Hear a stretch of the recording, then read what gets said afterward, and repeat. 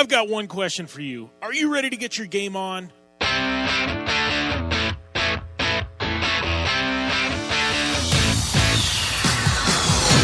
The longest-running off-road and action motorsports radio show on the planet is coming to you live with the biggest guest in motorsports.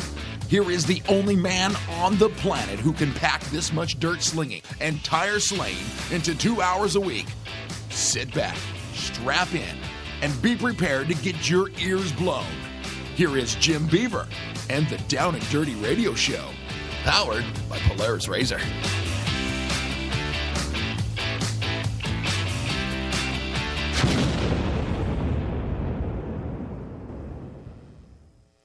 Good morning, and welcome to the Down and Dirty Radio Show, powered by Polaris Razor. We also have support coming from General Tire, KMC Wheels, Rigid Industries, Dirtfish Rally School, Gibson Exhaust, and MTX Audio, the official audio partner of the Down and Dirty Radio Show. Man, talk about a huge weekend, not only for me, but in action motorsports in general. A lot of you know I was down in Del Mar at the opening rounds of Terracros, competing myself, and I got to say, didn't get a chance to compete too much. I'm sure you saw the social media being put out by Terracros and myself, but me along with probably a dozen others, ended up wadding up our razors. I guess I was Mr. Excitement on the weekend, but yeah, things not going as planned. Changing up from the desert racing to what would basically be Supercross and razors. Definitely something different for me. And, good news is I'm around for the next 2 years running Terracross. So we'll definitely get it dialed in at some point. But if you haven't seen the videos or the social media, the pictures, it's all up at Terracross's website and their social media, as well as UTV Underground. Lots of coverage out there. We're definitely going to get into talking some Terracross later on in the show. Leading us into that, though, we've got Shelby Anderson. She's calling in just a minute. She raced Terracross. She also runs the Work Series in a Polaris Razor, and does quite a bit of racing. A lot of you kind of hear that last name Anderson and wonder what's up. It is the cousin to R.J. Anderson, the legendary Anderson family. So, any of you that have been around off-road, you know the last name Anderson. And Shelby, we're going to catch up with her for the first time on air here in a few minutes. Then we've got Joe Duncan from Terracross. He's going to be calling in. We're going to recap everything that happened down there at Del Mar in San Diego. Then kicking off hour number 2, it's our Formula Drift post-event interview. And holding it down in our post-event interview is your winner from FD at the Wall in New Jersey, Fredric Aasbo. So it's going to be great to catch up with the Norwegian Hammer and see what's up with him and how his weekend was in New Jersey. So definitely looking forward to that. And then capping off the show, Ami Houde is back with her segment and a very special guest lined up in that segment. We've got Aaron Baker calling in, as well as one of his partners, Dominic, in a film that is kind of being put together, kind of chronicalizing. God, man, I'm getting tongue twisted there with that, man. Basically, it's kind of going through Aaron Baker's journey. A lot of you not familiar with the name. Back in '99, he was a professional motocross racer. Had a very bad injury, broke his back, and since then it's been a struggle for him to walk. And it kind of goes through his accident, his recovery, and kind of where it's led him today. And and really just a touching story. And stoked to get Aaron on to be able to talk about that later on, and he's got a Kickstarter going for this film, that he's tied in with Encompass Films, and it's definitely worth the few bucks if you've got it. I've got all that info up on my social media already, so you follow me on Facebook. Shouldn't be too hard to find that, but there is a deadline, I believe, tomorrow to get this thing funded. So definitely looking forward to having Aaron and Dominic on air later on, and should be the makings of a really good show. Not only that, we're going to sprinkle in obviously some motocross results. We're going to have some Formula D results. Maybe talk a little bit of the Lucas Regionals. And then we get that little race happening in Colorado this past weekend called Pike's Peak. So definitely going to get to Pike's Peak as well. But right now we're going to welcome Shelby Anderson to the air. How's everything going, Shelby? I'm doing pretty good. What about you guys?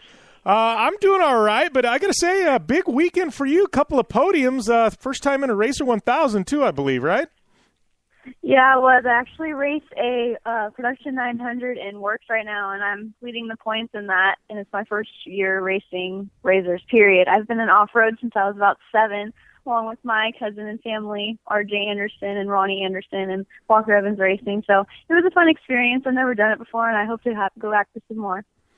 Yeah, well, how was that transition? I mean, going from the 900 to the 1000. I mean, was it pretty easy to pick up? I mean, I haven't spent much time in 900s. I spent a lot of time in 800s back in the day, and now 1000s. But I really haven't driven many 900s. I mean, how far is the step from a 900 to a 1000?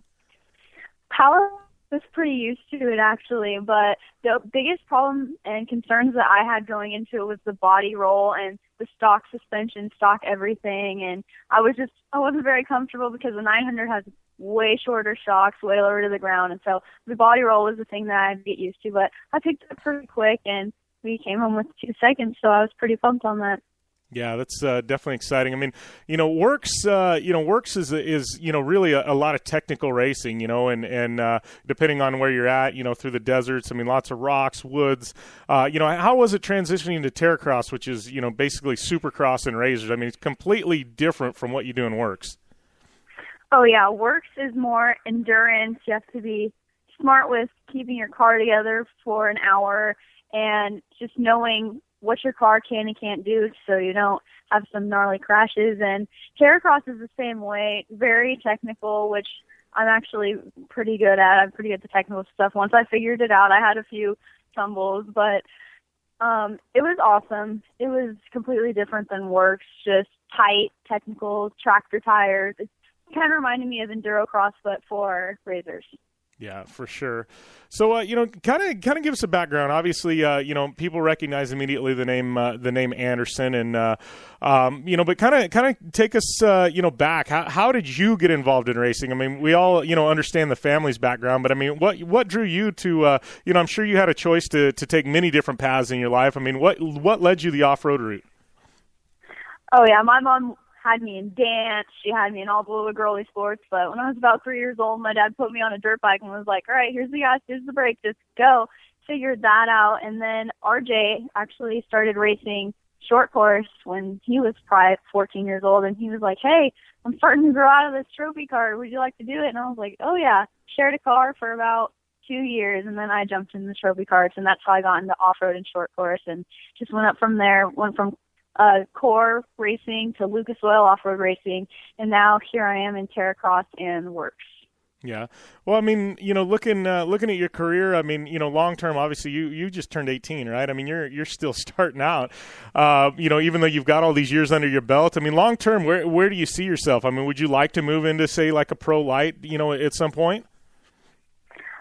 Oh, I'm definitely up for anything. I love trying new things, and pro light could definitely be in our future, and also some desert racing. And I don't know, I'm just open for anything right now. I'm trying new things, seeing what big path I want to take, kind of venturing from Lucas a little bit, and I don't really know, just kind of seeing where it takes me. Yeah. Well, and I know, obviously, how is it? I mean, with you and this racing family. I mean, you guys, obviously Ronnie and RJ, and we've seen their successes. I think Ronnie won his first ever pro light race this weekend, if I'm correct. But how is that with you guys? I mean, it's got to make for some interesting talk around the Thanksgiving table.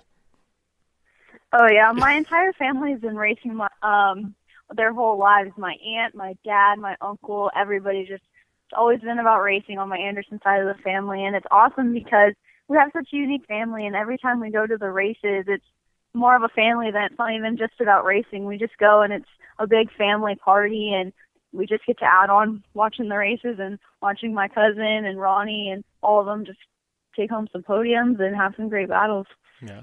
Well, it's got to be pretty cool for you to be able to draw on all those experiences. I mean, your dad and your uncle and, and their experience. And then obviously RJ, being a few years older than you. I mean, he's driven, quite a few different vehicles and even Ronnie, I mean, it's got to be pretty lucky. You've got so many great teachers there at your disposal, and you're having a problem with something. I mean, you can bounce ideas off these people that know how to fix it.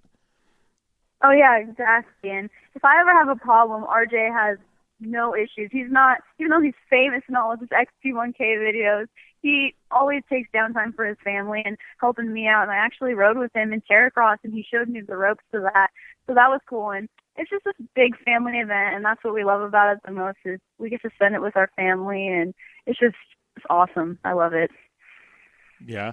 Well, I mean, what's the plans for you this year? Obviously, we know you're doing. Are you doing the full series of Terracross? I know you're in San Diego. I haven't heard if you're locked in for the full year yet.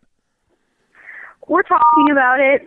We've been committed to work so far, and our next race is actually in Straddleline, Washington. So that's kind of a journey for work. But hopefully, we'll make it out to Minnesota and Charlotte. But we'll see. I can't thank Joe Duncan enough. He called me up and was like, hey, I want you to drive in Terracross. What do you think? And, of course, I wasn't going to say no. It's such an awesome experience, and it's completely different than anything I've ever done. And I'm just super pumped that he decided to pick me up on his program. Yeah. Well, and I know, you're surrounded by so many good people. I know Sheldon Creed's a good friend of yours as well. I mean, and I think you were at X Games, correct? I actually didn't go to X Games, but I've known Sheldon, Creed, Jarrett Brooks, all those guys since I was about 8 or 9, and we just grown up in trophy cars together and grew up through Lucas. And it's awesome seeing all of them make it big, going to X Games and being on TV, and it's just awesome. I have such great friends that I've just grown up with that are more like family now, not even friends. Yeah, for sure. Well, and talking about that, I mean, I look at it and go, gosh, I mean, you're 18. I mean, I was just really getting started in off-road because there wasn't really anything before that other than dirt bikes and quads. I mean, you being able to start in trophy cart and put in some years in that. I mean, how was that for you? I mean, what you learned in a trophy cart, transferring it into these other race vehicles. I mean, do you think that's really what has put you where you're at? Oh, absolutely. If I hadn't ever gotten into off-road, I definitely would not be where I'm at. I honestly don't know where I would be at right now. But it just showed me, when I first started racing, there wasn't any girls. No girls. I was just out there by myself. And a lot of the kids doubted me. Of course, 8-year-old, 9-year-old boys were like, oh, no, Shelby, you're not going to do good. You're a girl. But I ended up proving them wrong. And it's awesome seeing more girls get in the sport, like Haley Deegan, and I know she's killing it in mod carts right now. And it just was a huge stepping stone into my off-road racing career that I honestly don't know where I would be without it. Yeah. Well, and I think it's great. I mean, yourself and Haley Deegan, and I mean, there's numerous other girls kind of coming up through different ranks. And then you've got, the girls like Sarah Price, who is coming over from a motocross background into the four-wheel side of things. I mean, and here's a question, and I really don't know, how girls feel about it. I mean, do you like racing against the guys? Would you rather have your own women's division and things? I mean, what's your opinion on that?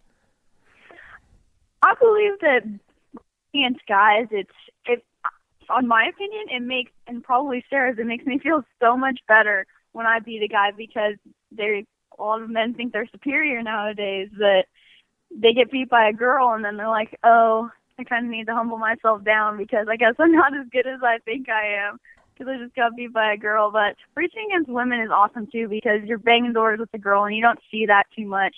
But it's starting to come around, and it's awesome. I love battling with Sarah. I raced with her in Luxo Regionals in my 900 as well last year, and she's an awesome racer. So is one of my good friends who actually raced Terracross, Danielle Weatherly. And it's just awesome racing with them, having more girls out in the sport because I never grew up around racing with girls. So it's awesome seeing where we're going. Yeah, and I've and that's the one thing I noticed. It's pretty cool. I mean, you guys, you girls, you're all friends. You're banging doors on course. You guys are tangling, banging bumpers, and then you guys immediately get out of the cars, and it's back to being friends. And hey, did you see that? And I thought that was pretty cool. I mean, it's such a tight knit group you guys have.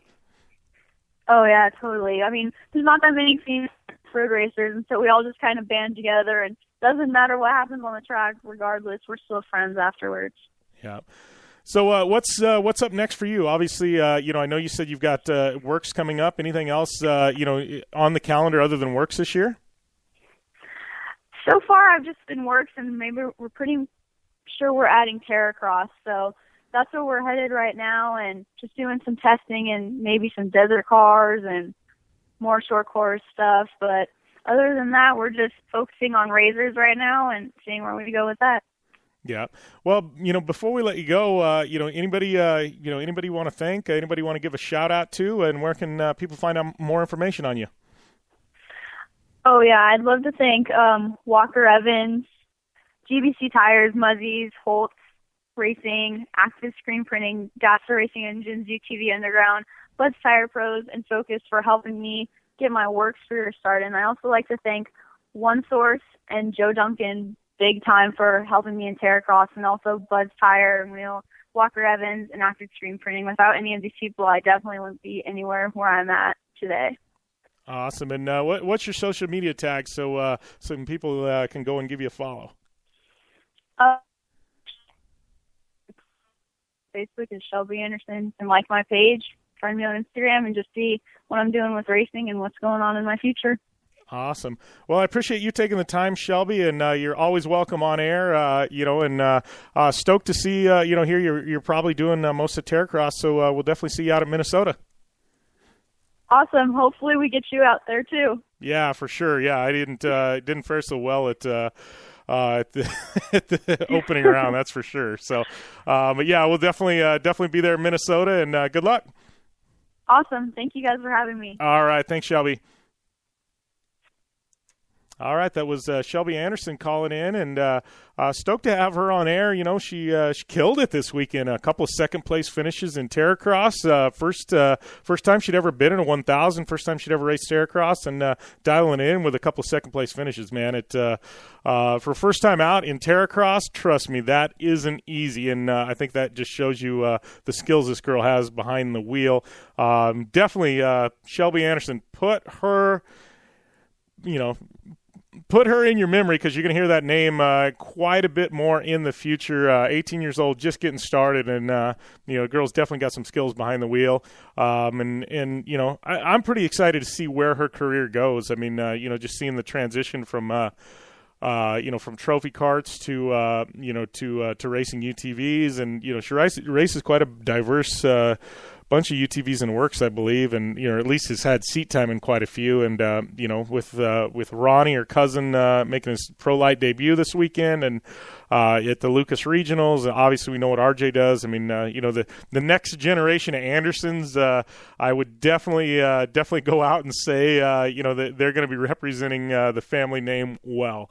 So, yeah, great having Shelby call in, and, you know, talking about Terracross. I know Joe Duncan's going to call in just a little bit, but definitely want to get to a few of those results from Terracross. And, you know, real quick, obviously, Shelby getting second both days in the women's division. Sarah Price taking the wins both day, and I got to tell you, Sarah absolutely dialed. A lot of her lap times were beating most of the men. Sarah definitely one of those that could transition into the men's division and hold it down without a problem.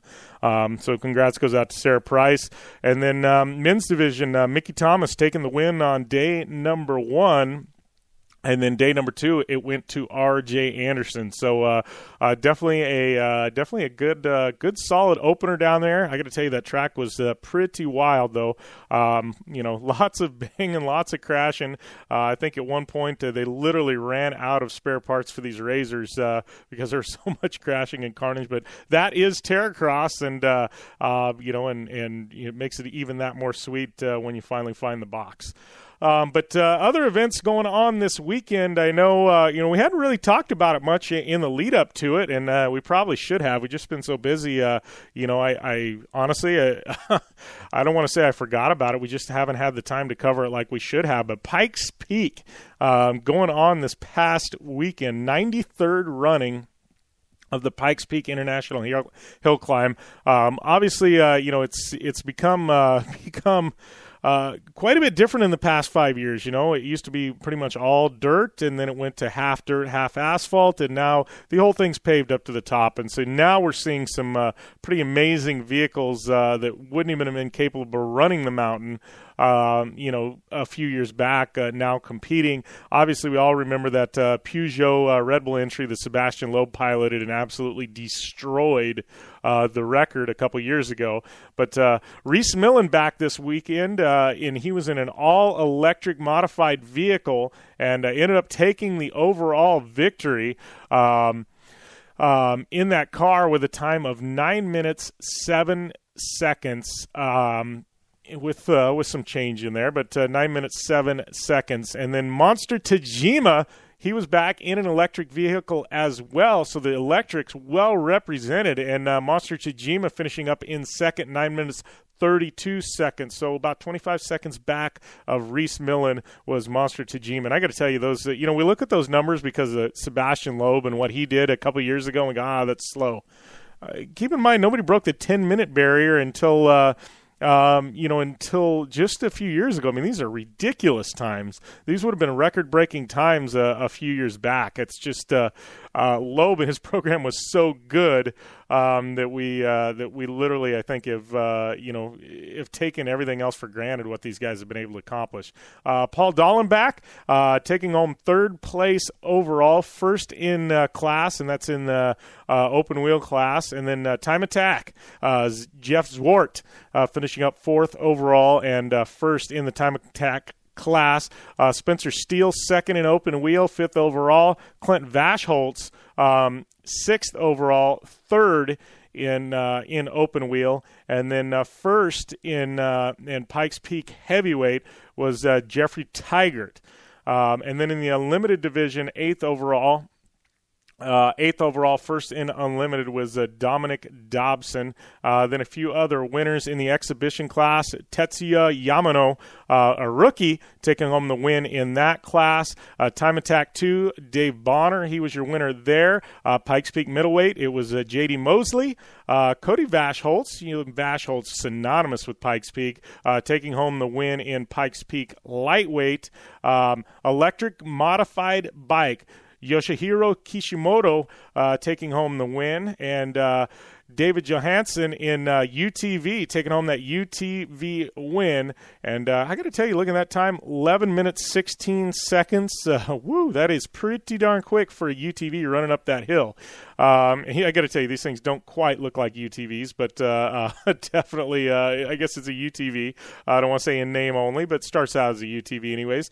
Christopher Lennon, first in vintage class down there, and he was 46th overall. And then see if we can find a few more of your winners. Electric production bike, Jeff Clark taking home that win. Pikes Peak 250, Nick Robinson taking home that win. Keith Spear, vintage motorcycle winner. And then other winners. Do we have any other winners? I think that maybe. Here we go. We got Ryan Millen in electric production taking home the win.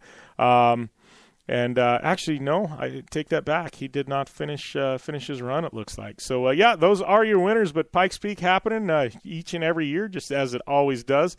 To be honest with you, it's amazing this event is still going strong. Something I look forward to every year. And Reese Millen, you got to give the Millens credit. They are. The Millens just absolutely one of those families that have stood behind the event and helped continually bring publicity to it, keep it going on. And I'm going to reach out to Reese, see if maybe in the next week or two we can definitely get him on air and talk about it. I think Reese on this show, he and I have texted, emailed back and forth on it, and he is literally one of the busiest men in motorsports. No, he's run Reese Millen Motorsports, does his Pikes Peak program, runs global rallycross programs. He's a stunt driver. He trains drivers. I mean, he develops cars. The guy is a madman, but definitely high time we get Reese Millen on air, so I'll see if I can dial that in. But it's definitely been fun so far. We're about 30 minutes in. Shelby Anderson calling in. Always fun to get somebody new on air we haven't talked to. And like I said, definitely one of the up-and-coming stars of off-road racing. Keep your eyes on Shelby Anderson. But we're going to take a short break. When we come back, Joe Duncan from Terracros, he's going to be calling in. We're going to be recapping Del Mar, rounds 1 and 2 of the Terracross National Championship. And then don't forget, kicking off hour number 2, we got Fredric Aasbo. He's going to be in the hot seat. We're going to be talking some Formula Drift. And then we've got Aaron Baker and Dominic Gill going to be calling in on Ami Houde's segment. And we're going to be talking about his story. It's going to be a lot of fun, a lot of unique guests we've got on air today, and definitely looking forward to it. So we'll be back right after this quick commercial break. Man, as always, it's a Monday. It is definitely game on.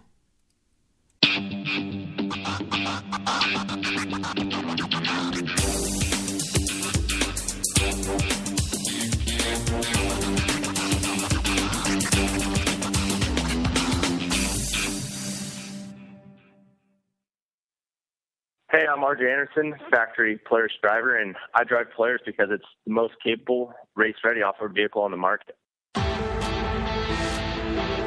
When RJ Anderson wanted to set a world record for the longest UTV jump in history, not once but twice, what company did he trust? Polaris and their championship-winning Razor XP1000. RJ is a UTV champion behind the wheel of Polaris vehicles, and he exclusively trusts the Polaris Razors to bring him race wins and championships against some of the toughest off-road racers in the world. The same Polaris Razors RJ has won championships in, set world records in, and conquered the Wall of Death in XP1K2 are available to you at your local Polaris dealer. Take the advice of world record holder RJ Anderson and visit Polaris on the web at Polaris.com to see the full lineup of Polaris Razor vehicles, or follow them on Facebook, Instagram, and Twitter at Polaris Razor.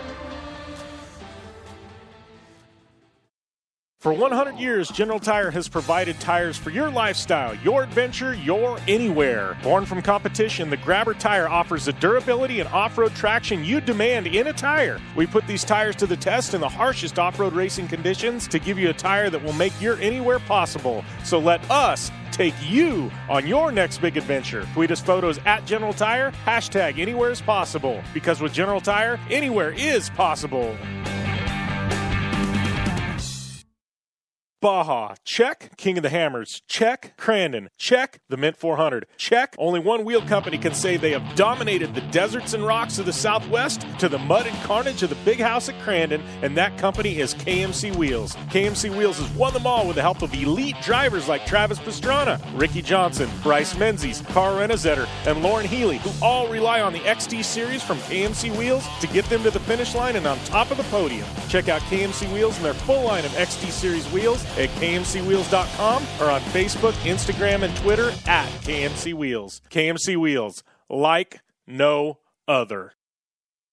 Looking to have some fun on four wheels? Dirtfish Rally School has you covered. Packing as much adrenaline and adventure as you can handle into high-performance all-wheel drive and rear-wheel drive Subaru rally cars is where the fun begins at Dirtfish. Just 30 minutes outside of Seattle and Snoqualmie, you'll get a chance to train up to 3 full days with some of the country's best instructors and be put through the high-octane rush of rally on mud, dirt, and tarmac. Get started today and call 425-888-7715 or visit us online at dirtfish.com and use code 911 for a 15% discount.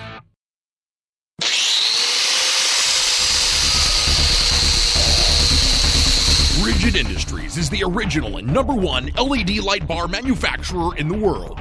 Torture tested by some of the best drivers in motorsports. Rigid LED lighting products use cutting-edge technology and can stand up to the harshest conditions Mother Nature can dish out. Designed, engineered, and assembled in the United States, Rigid LED lighting is the only choice for your off-road vehicle or boat.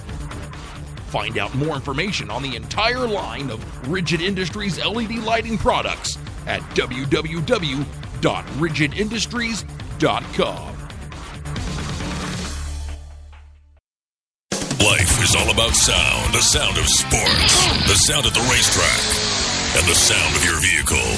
Don't drive around listening to this. Drive around listening to the sound of performance. Gibson Performance. Gibson Performance Exhaust is the company who can turn this into this. Remember that life is all about sound, and Gibson Exhaust is the sound of performance. Check out your next catback exhaust system, headers, muffler, or UTV exhaust at GibsonPerformance.com and get more power and more sound.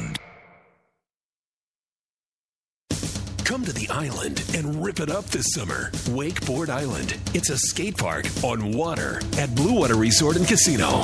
Check out the 2-tower cable system that pulls you and your board over the water. No boats to watch out for, no fumes. Wakeboard Island is open to all skill levels with an open center section for beginners. And for trick riders, a double side kicker in a 60-foot flat box. Wakeboard Island, the best ride this side of the Rockies. Adjacent to the River's Edge Cantina at Blue Water Resort and Casino on the Colorado River in Parker, Arizona.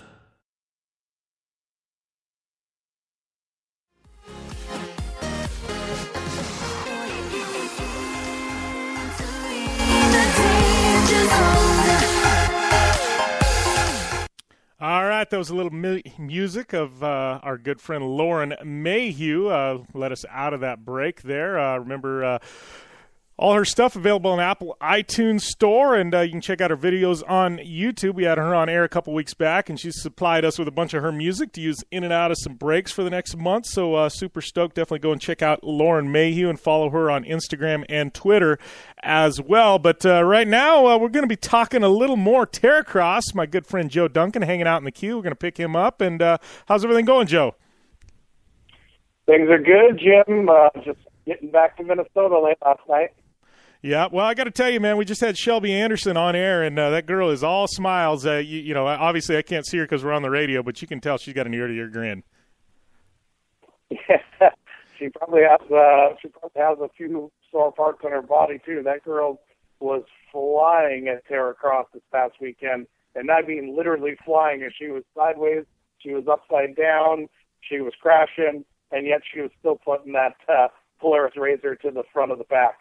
Yeah, you know, and it's, you know, and I can tell you, you know, now, you know, obviously I went up and did some stuff with you guys at Winter Terracross and had a ton of fun up there driving those things. But, you know, that was on the snow. You know, here we are in the arenas, and obviously, you know, it literally, I gained you know, I've driven trophy trucks, I've driven rally cars, you know, and put down, you know, successful times in all of them. But Terracross is definitely its own breed, man. I got to tell you, it's totally different than I think anybody with any racing experience or any background could ever expect going in.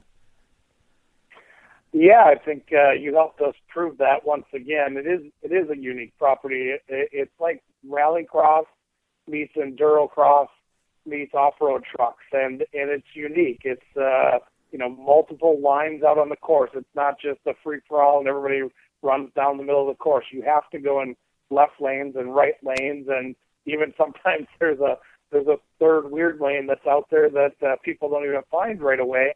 And when they do, it creates another passing. It's like having a joker lane, but having multiple joker lanes around the course. And, of course, we have the big jumps, which, you know, Jim, hopefully up at Levi's house the next couple of weeks we can get you trained in on some jumping action, because you had a little struggles out there. Yeah, definitely had some struggles. I've had a bunch of nicknames pop up over the weekend. I think my favorite is the highlight reel, but we'll see. Not the highlight reel that I want to be making, but I guess, yeah. But, yeah, we'll get it dialed in. You know me. I'll get it figured out, and, you know, I'm not going to say I'm going to win races this year, but I definitely would like to find the podium at some point. And with Terracross, anything can and will happen, and, you know, that's pretty much what I was saying on the PA. I mean, you get a guy like RJ who was absolutely running away with it, I think, in the first race, and you know what? He didn't even finish. It just that is Terracross. You just never know, you know. You until the last lap, you know, and you cross that finish line, you know, nothing. You know, it's not money in the bank. Yeah, and that's part of the excitement. You know, you watch some of the racing out there. Doesn't matter what form or what level. It's if one guy's always winning or one guy's always better due to money or due to experience or due to their team or mechanics. It's not exciting. It doesn't matter what form it is. And, you know, with Terracross, it's very hard to have that, to have a domination, because you have to rely on your equipment. You have to rely on, you know, beating the course. You know, never left the 16 guys that are out there with you that all want to, you know, be on top too. So you throw all of those elements into it, and you're right. It does not matter till you get down to the last lap. And obviously for safety reasons, if we have guys that are over in an unsafe place in the course, we throw red flags. And when the red flag's thrown, everybody's bunched back up. And when everybody's bunched back up, everybody from that guy sitting in the front that's now scared of who's going to try and pass them to the guy that's in the back, saying, hey, I can pass these guys, or at least some of them. So here we go again with a whole nother, start of the race. And, red flags are not the greatest thing in racing, but they sure do make for some excitement. And, our machines do roll over and jump and backflip and crash, and that's part of the fun and entertainment for the crowd and for the television, and that's literally what we're all about. So it's great. It was great racing action at Del Mar. Can't thank the Del Mar Fair and WGAS Motorsports enough for accommodating us and just doing such a great job for the racers and for our partners and everybody. And that really makes it nice when you go into a facility like that, and of course the great Del Mar Fair and all their spectators and people that were able to make it to the event. We have a ton of emails already. How do I get into Terracros? How do I start racing? Where do I get a Polaris Razor like that? Can't believe that that those are stock machines that you're out running. Where do I buy one? That's great feedback after a weekend like this. Yeah, well, and I think it's just it's a feather in Polaris's cap. One for building vehicles that can do what we're doing out there in Terracros. I mean, it's pretty amazing that for roughly $20,000 you can go and buy one of these, and and obviously there's some safety upgrades for Terracros, but for the most part, the suspension, the engine, the brakes, the drivetrain, it's all stock. And it's like we were saying on the PA, don't do this at home, but you really could if you wanted to. Exactly. That's the beautiful thing about it.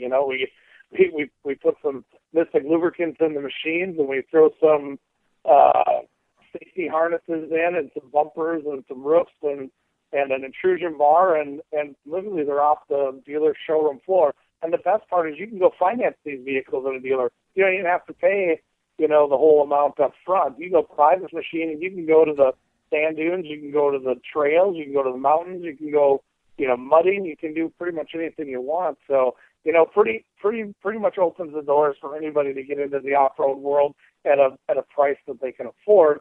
And for us here at Terracros, it's the same thing. We don't have to go spend $40,000, $50,000, $60,000 to prep a machine to come and race on our series. We're in that $20,000 range to prep a machine, and a guy can come and buy the package and come and race with us. We had so many X Games athletes at our event, whether they were racing with us or there to watch, and I have a ton of interest in people that want to come to the next events, and we're already talking about 2016. We also had our first adaptive demo. We had Josh Fredric, top former ATV racer, who came down with his hand control vehicle that Holt Racing built, and he kicked off our adaptive to show that the adaptive guys can run Terracros. And he himself and hopefully Paul Thacker, it sounds like Doug Henry, maybe Jesse Williamson. We've got a good group of guys to get this thing kicked off, and our goal is to have 4 to 6 of them built with hand controls for the Heydays event, and we're going to show that the wounded military, wounded athletes, anybody in general, not only could come racing, but also can use these as a recreational vehicle with these great new hand control setups that are out there these days, and really show the wide range of things that these vehicles can be used for. Yeah, I think Polaris Razor is such a unique and dynamic vehicle. You can it's performance minded, it's recreational minded, it's even commercial minded. I mean, there's so many different things. It really got to be one of the most diverse vehicles, in the United States or in the world that, as far as capabilities go. I mean, I really can't think of anything else that can go and climb a hill or haul hay bales or, go and race Terracross, right out of the box with no modifications. Pretty amazing.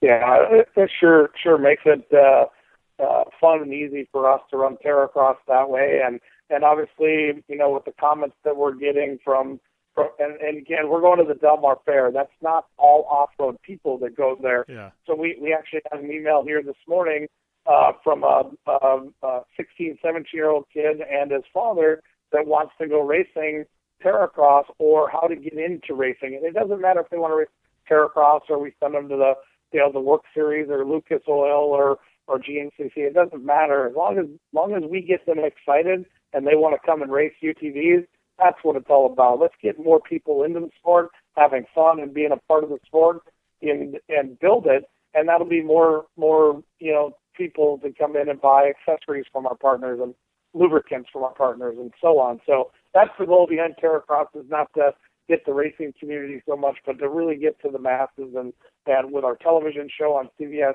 Sports Network and going to these larger events that already have a huge population base at them. That's our goal, is to get people involved in the sport and having fun with the sport. Yeah. Well, and I know talking with you there at Terracross, I mean, I know with any business you start it up, and the first year is generally in any business kind of a write-off. But I know you said your 3-year plan, you guys are right on point with where you wanted to be on year number 3. I mean, what is long term? I mean, the 5 and 10 year plan, Joe. I mean, where would you like to take this series? There's so many options. Obviously, we're looking at some pretty big events for 2016 that have a lot of interest in us, and hopefully by September at our next event, we're going to be making some announcements. We have some other things, some one-off events. We're also working with 2 companies right now where we're going to do the Terracross experience. So we're going to take 6 to 10 of our machines. We're going to take them to different facilities that already exist out there, and we're going to have those companies bring in their salesmen, their clients, their partners, whatever it is that they want to do, and kind of like you would go whitewater rafting or you'd go do a team building thing. We're going to do that same thing with Terracross and have it called the Terracross experience. So they can come out, they can drive the machines. We'll bring in a couple of pro athletes. We might even bring you in, Jim, once you get the handle for this machine and are able to get a little crazy with it. And these companies are going to be able to experience Terracross, and their people are going to be able to experience it. So it's going to be a great thing for all of our partners. It's going to be a great thing for these companies. It's going to give them something new. And the best part, again, it's affordable, and they're going to be driving machines that they could go out and buy the next day. So it could turn into sales, it can turn into merchandise, it can turn into anything, right from there that people get this great experience from. Yeah, well, and I've talked with, I think that's remarkable what you're doing. And I mean, I've talked with Joey D and the Martellis, and obviously I'm, a brand ambassador for Polaris, and obviously there's guys like RJ and others that are so involved with Polaris that are within the series. But literally, the Polaris RZR is like the gateway drug to the world of off-road, whether it be recreational racing, going out just on the trails on the weekend. It's so accessible, and I think something like the Terracross experience would just be remarkable. I mean, it gives people a chance without writing that first check, for a machine to go out and experience it and go, oh man, this is really what I need to do. Yeah, exactly. So it's one of those growing things. Like you said, we've invested a lot of time and money to get us to this point, but the vision has all come together.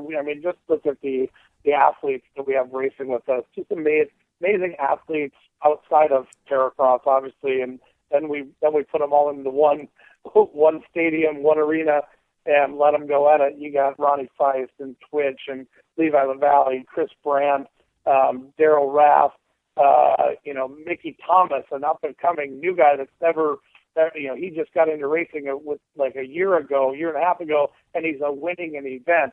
Obviously, R.J. Anderson, Mitch Guthrie.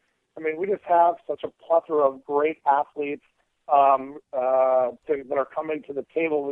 There's some more X Games athletes that approached us out at Del Mar. Josh Koscheck, MMA fighter, came out and raced with us. He had a little bit of luck like you this time, but he sucked. He wants to do it. He wants to grow with it, and he wants to build it. He's actually working with Polaris right now to get a machine so him and possibly his girlfriend are going to come and race with us. So that's the kind of vision we had from the beginning, is that once they see how easy, how fun, how inexpensive Terracros is, that they really could get involved. And whether it's that person themselves or it's someone they know, it's that stepping point. Maybe somebody's already in a Pro 2 or a Pro 4 truck, but maybe it's that person that they know that, boy, if they could get started somehow, well, you know what? The Polaris RZR XP 1000 is the starting point, and it can build from there. Yeah. Well, and I know you mentioned a lot of names in that segment. I really want to dial in one just for a minute or two, because one, I was thoroughly impressed by this kid. I mean, I saw him up there at the Ultimate Snowmobiler, and he was dialed in snowcross. I know he's going to be running Pro Light this year in snowcross, but he's so diverse, so young, and that's Cole Coutu. I mean, seeing him wheel one of these RZRs and then talking with his dad, I mean, talk about just a good family. And a kid like Cole that just kills it like he does, he could be so arrogant, but he's so not. They're just down-to-earth, good people, and I know they've helped with Terracross behind the scenes a bit. Well, unfortunately, I've known his dad, Jeff, since elementary school.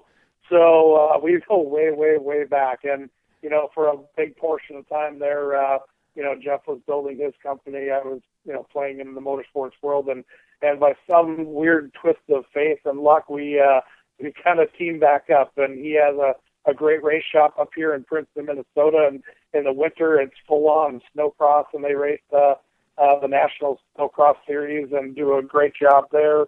Cole won the sport championship and is stepping up to the Pro Lights this year, and just an amazing snowmobile racer, and all the things Jeff dreamed of being. Him and I used to race against each other, and it's still up in the air whether I'm better or he's better, but we'll just leave it at that. And but Cole, yeah, great snowmobile racer, and he jumps into these four-wheel vehicles, and you think, you know what? He'll get it soon enough. Right away when he jumped in, he got it. He was right there battling with the best of them, and I mean, he did really, really well this weekend. He came from way back in the pack up to the front. I believe he took second place, and then had a little struggles in the second one with some equipment. A little bit of a rollover there, but yeah, he's going to be a top up and comer, and what a fun kid to be around, and great personality, and a little prankster on the side to boot. Yeah. So, and then his snowmobile mechanic, Moose, they call him, and he was on board. He was part of our mechanics team. This, Jim, from being there. Our mechanics are the best.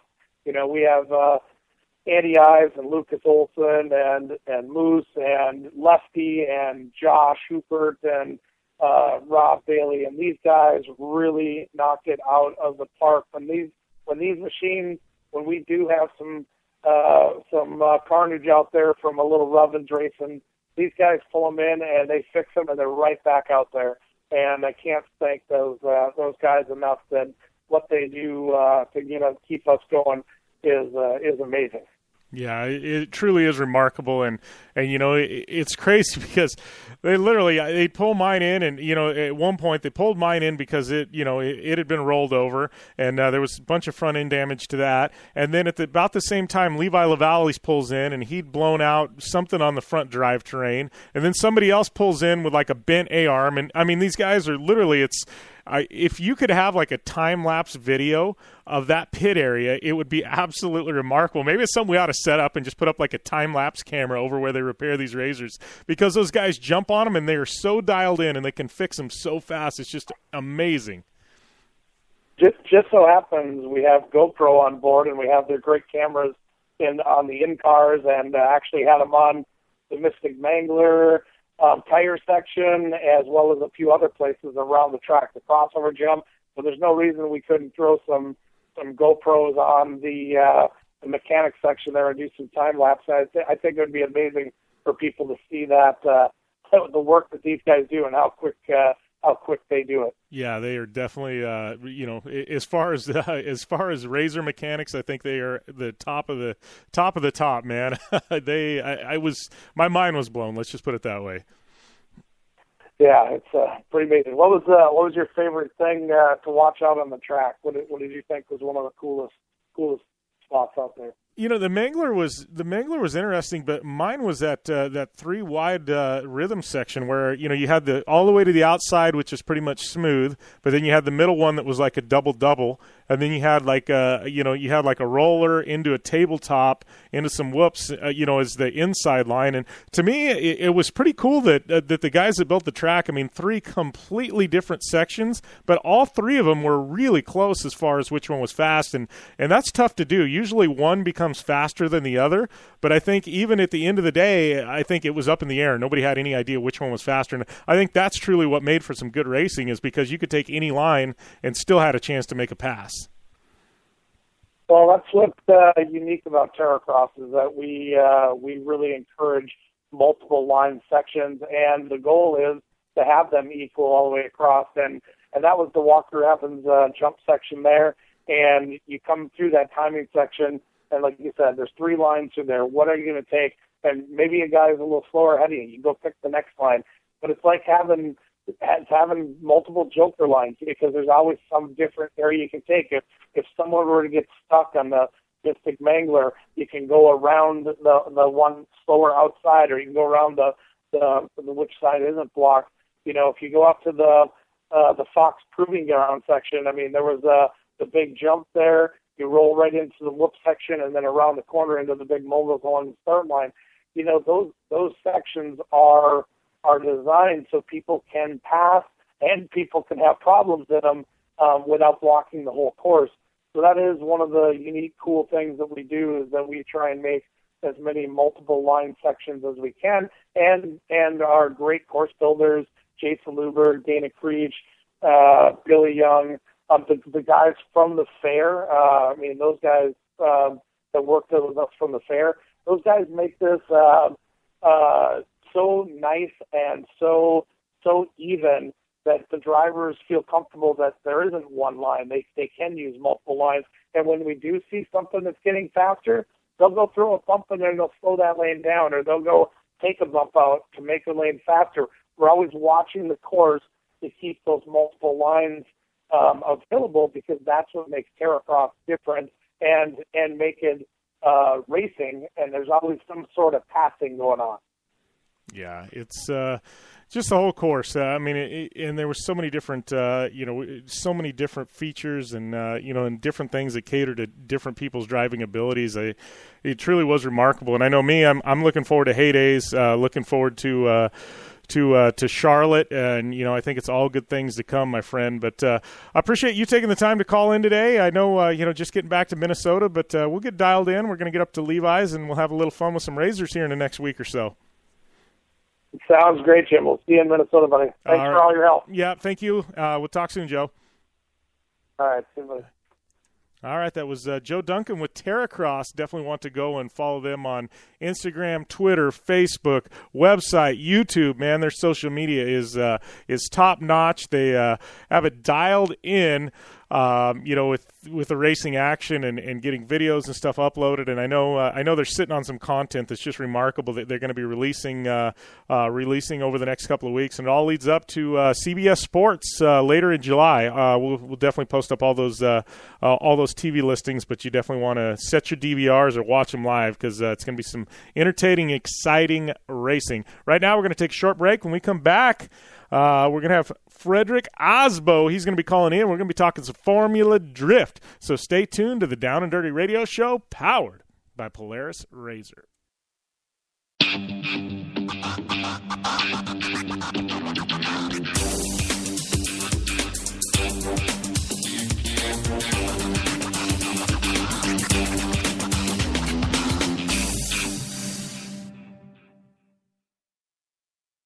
I'm Polaris rider Levi LaValle, and I choose Polaris just because they have the best quality, highest performing, most fun machines out there. Only one company has taken Levi LaValle to 10 X Games medals, snowcross championships, a double backflip, and a world record long jump of 412 feet across the San Diego Harbor on New Year's Eve, and that company is Polaris. Whether it's dominating the X Games, racing a stock Polaris RZR XP1000 in the Terracros Championship, or just hitting the trail on the weekend, for over 20 years Levi has relied on the same quality Polaris vehicles and products you can purchase at your local Polaris dealer. Take the advice of action sports legend Levi LaValle and visit Polaris on the web at Polaris.com to see the full lineup of Polaris vehicles, or follow them on Facebook, Instagram, and Twitter at Polaris RZR.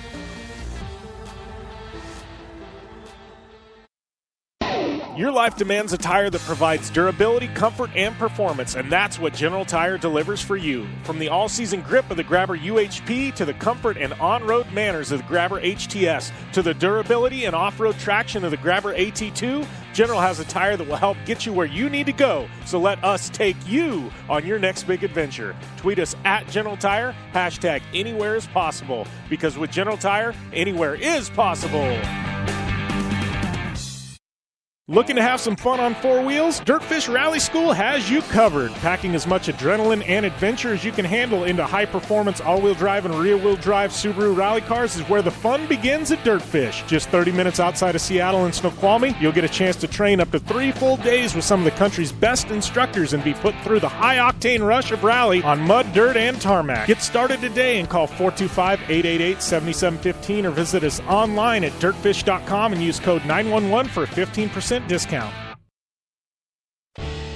Looking to upgrade the brake system on your race car, pre-runner, or weekend toy? Jmar Performance Brake Systems has you covered. An industry leader in performance braking systems, Jmar can outfit your vehicle with the highest quality American-made calipers, rotors, master cylinders, hubs, turning brakes, and shifters for Volkswagens to trophy trucks and everything in between. For more information and their full product line, visit Jmar on the web at jmarperformance.com or follow them on Instagram and Twitter at Jmar Brakes.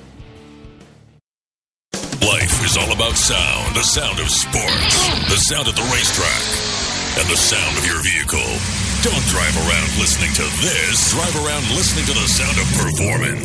Gibson Performance. Gibson Performance Exhaust is the company who can turn this into this. Remember that life is all about sound, and Gibson Exhaust is the sound of performance. Check out your next catback exhaust system, headers, muffler, or UTV exhaust at GibsonPerformance.com and get more power and more sound. Baja, check. King of the Hammers, check. Crandon, check. The Mint 400, check. Only one wheel company can say they have dominated the deserts and rocks of the Southwest to the mud and carnage of the big house at Crandon, and that company is KMC Wheels. KMC Wheels has won them all with the help of elite drivers like Travis Pastrana, Ricky Johnson, Bryce Menzies, Carl Renazetter, and Lauren Healy, who all rely on the XT Series from KMC Wheels to get them to the finish line and on top of the podium. Check out KMC Wheels and their full line of XT Series wheels at KMCWheels.com or on Facebook, Instagram, and Twitter at KMC Wheels. KMC Wheels, like no other.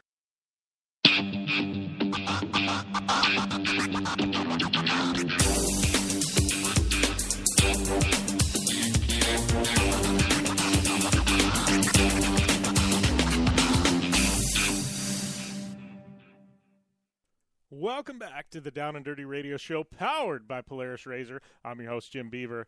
Rocking and rolling on a Monday morning, recapping some of the events that happened Saturday and Sunday. In the case of Terracros, Thursday and Friday. But man, it was definitely a packed weekend full of racing.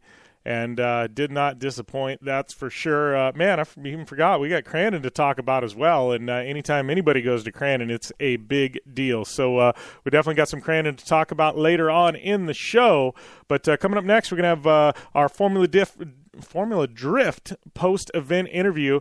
Fredric Aasbo is going to be calling in, and super stoked to have him calling. Last time we had him on, it was Dream Ride LA time, and a lot has changed since then. Fredric sitting pretty third in the points, only a few points out of first place, coming off a big win at the Wall in New Jersey. Going to be fun to catch up with him, kind of mid-season in Formula Drift, and season hitting its stride, and going to kind of be cool to get a feel for things from him. I should make mention as well, Fredric, I guess KMC Wheels teammate of mine, both of us flying that KMC branding on our specific race cars, but KMC Wheels definitely stepping up and sponsoring some great athletes, guys like Fredric and Bryce Menzies, Tanner Faust, Travis Pastrana.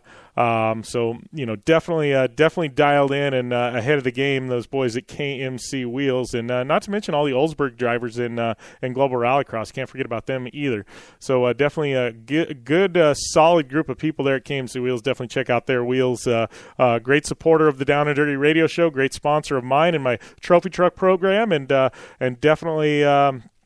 Definitely worth a look if you're looking for some new wheels to outfit your ride. And I should make mention they sponsored that KMC Wheels Fantasy Supercross earlier in the year and gave out a new set of wheels to listener Eric Lundgren, who just talked with him again today, and we got some wheels in transit to him for his Super Duty. So definitely looking forward to getting some shots of those as well. Also wanted to make mention while we're waiting for Fredric to call in.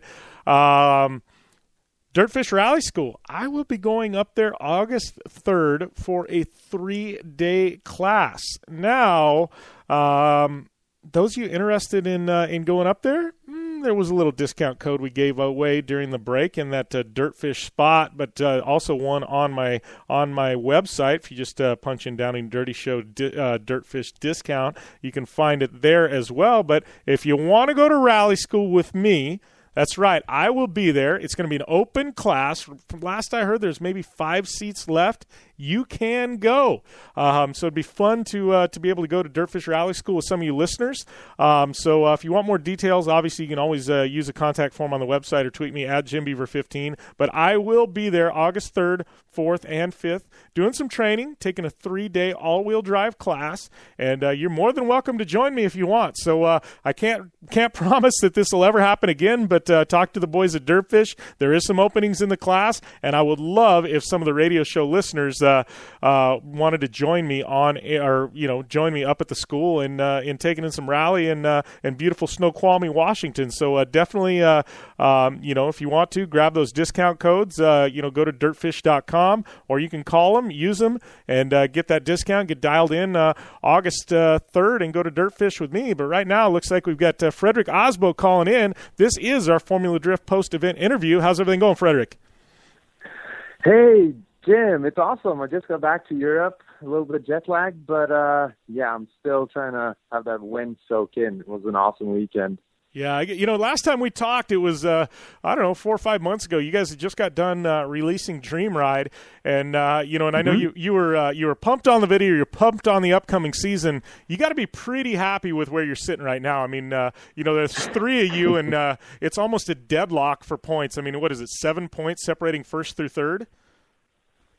Yeah, I mean, it's you couldn't script this, and it's been a roller coaster ride, though. I mean, we started off really well, winning the first one. That was the first win with Rockstar as our new title sponsor, and I was all smiles. And then we had 2 big blows. We lost out in top 16 in Atlanta, and then a top 32 loss in Orlando, and I was absolutely crushed, devastated, because we've had a really consistent run over these past couple of years. And when you realize you're human, you it sucks, but it's good to be back where we want to be. And the championship race is definitely on. Yeah. Take us through the Wall there in New Jersey. Obviously, it's called the Wall for a reason. This is definitely not one of, I would say, and obviously I'm not a professional drifter, but definitely not one of the easier venues you guys go to. Right, and I mean, you may not be a drifter, but you know what it's about, and that the feeling of commitment and the feeling of putting it all, on the line. I'm sure I saw your flip with the razor, and yeah, that was gnarly. But wall is really tense because you're basically going as fast as you can in a very short distance, and then just flicking the car onto a wall. And that wall is a cheese grater. There's been numerous accidents, broken bones, a lot of crushed hopes and dreams, because when you hit that wall, it just sucks you in, and it shreds your car apart. And at the same time, that's what the judges want to see. They want to see those near-death crashes, So it's a really tense experience trying to harness 1,000 horsepower on that track, and especially when rain starts coming down and it's intermediate conditions and you don't know if the car is going to turn in. It really gets your blood flowing. But I absolutely love it, not going to lie. Well, here's a question for you. I mean, obviously you guys are in a deadlock in the points right now. And, do you now going into these next events, I mean, do you approach the events differently or is it business as usual for you when you go to an event? Well, losing out early in the last 2 rounds, that was really tough. But what I'm the most proud of is not winning and being back on the top here in New Jersey. It's the fact that I was able to take those losses and turn them into motivation and inspiration and learn from it and figure out what went wrong. And my conclusion has been that part of the reason I screwed up in Orlando and Atlanta was that I focused on the result too much. I really, really wanted to do well, and sometimes that's a bad thing, because then you feel like you can't lose. You can't afford to lose. So what I did differently going into wall was to not think about the end result. I just want to go out there, take it turn by turn, make sure what I'm doing right now is done well. So I try and not focus on the championship. So I would say that's the big change over the early part of the season. I'm definitely trying to take it step by step and not letting the pressure of the championship get to me. Yeah. Well, and is there any, I mean, because are you're running for the World Championship, correct, as well? Mm-hmm. That's correct. Yeah. So, I mean, as we hit these stretches and obviously, you're really familiar with the U.S. venues. I don't know about the overseas venues as much. I mean, it's got to have you pretty excited to go into some of the unknown, right? Totally. And we're just getting started with the international events. So this is obviously the first year of the World Championship. There's 3 international rounds. And the first one is coming up in 10 days, and that's going to be at Fuji Speedway in Japan. Iconic track. And we raced there last year and got on the podium. So that's a track that I have at least driven before. It's not going to be easy, but we have some data from there. Now, I'm going to be in a car I know. I'm going to be in the RSR NASCAR V8 GT86 or FRS, if you will. But the 2 remaining rounds, or the 2 remaining international rounds, I've never been to those. And one of them is, in fact, secret. It's going to be in China, but no one knows where. So it's going to be, leading up to that final round in China, there's going to be a lot of battles and a lot of, things to come together to be in the hunt. But we're up there. Yeah. Well, let's talk a little bit, too, about Rockstar, because I know, I think it literally is a feather in your cap. Rockstar, they were involved in drifting in the past. They kind of went away, and sometimes when sponsors go away, it takes a long time for them to come back to a motorsport, But obviously they saw something in you and your program. They jumped in. I mean, obviously they've got to be happy. But how has it been working with Rockstar and having them behind you this year? It's been awesome. And, Rockstar is one of those dream sponsors. They do a lot for their athletes, and they've been supporting us, with everything they have once we got under their wings. And, they've had an extremely successful partnership with Tanner and with Stefan and the guys building his new drift car. It was kind of a good mix, and I think Tanner and we have a little bit different styles, and we work together, and we speak the same language, so to speak. So I feel like it's a good fit. Really hit it off on the right foot with those guys, and yeah, it's awesome. And hopefully we can do some really cool stuff with Rockstar in the future. Yeah. Well, and let's go back and talk a little bit about Dream Ride real quick, because last time we had you on air, I mean, it was right around the launch of that. I mean, post Dream Ride, I mean, what was the feedback you got from that video? I mean, I absolutely loved it. I think there was a little storytelling involved. It wasn't just cars going nuts, But what's been the feedback you've got from that? It's been excellent, and we've gotten so much praise and awesome comments, and people really loved it, and that's something we really appreciate in a world where there's a lot of hatred, online. No matter what you do, there seems to be some people that don't like it. But I think we've gotten nice and comments exclusively, and it's been an awesome first video in the Dream Ride concept, because this is a series of videos that we want to make. So we're deep into the planning phase of number 2. I can't really tell you guys too much about it, but we want to keep that story going. What is Dream Ride and what is it to you? And it can mean different things to different people, but we definitely what we want to do is take people for awesome rides. Yeah. Well, and I think just judging by the kid in the original one, man, it was ear to ear grin. You could tell he was absolutely having fun in the car with you. Yeah, that was a blast, and he couldn't look over the dashboard in a lot of the scenes, so I don't think he always grasped what was going on, but he had a blast, and I think that was it was a little bit of a breakthrough for him as well, because he's been in some commercials after and stuff like that, so it really was that awesome start of the Dream Ride concept that we wanted it to be. So I can't wait to do the next one. Hopefully we can do more stuff on the West Coast. We have some ideas about doing stuff over here in Europe as well. There's some awesome mountain ranges and stuff out here. So we'll see what's coming up. Yeah. Well, I think it definitely was an awesome start to that. I mean, take us through, literally, I mean, you're a busy guy. Obviously, you're flying back and forth between 2 continents a lot of the time. You've got a couple weeks between the next event. I mean, what is Fredric Aasbo's typical schedule look like? Well, first and foremost, it really changes during the off season, over the off season, and then coming into the actual season. And now it's definitely really busy. So I, competed in New Jersey this past weekend, flew out, got a little glimpse of New York last night, flew straight into Oslo this morning. I've been at some open houses right now, trying to buy a house. Then it's off to Japan in 24 hours, I think.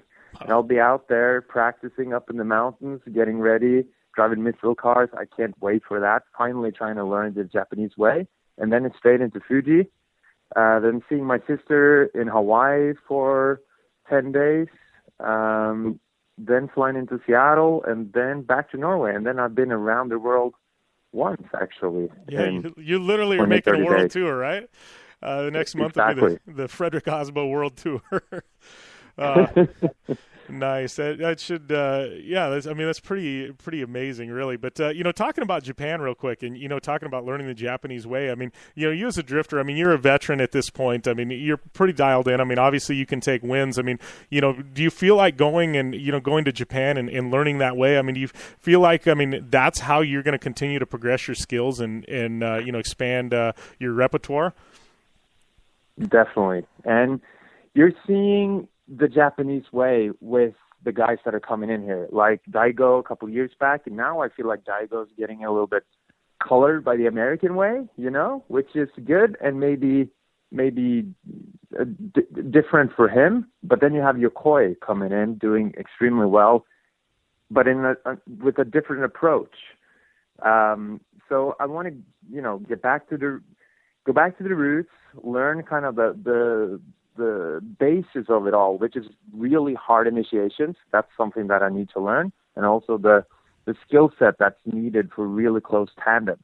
Those two are the specific things that I want to practice. And I think my perspective on learning or, continuously evolving as a driver is needed in order to do well. Because, looking at FD this weekend and the amount of power and talent and all the great runs out there, it's not getting any easier. So you have to be at the forefront to have a chance.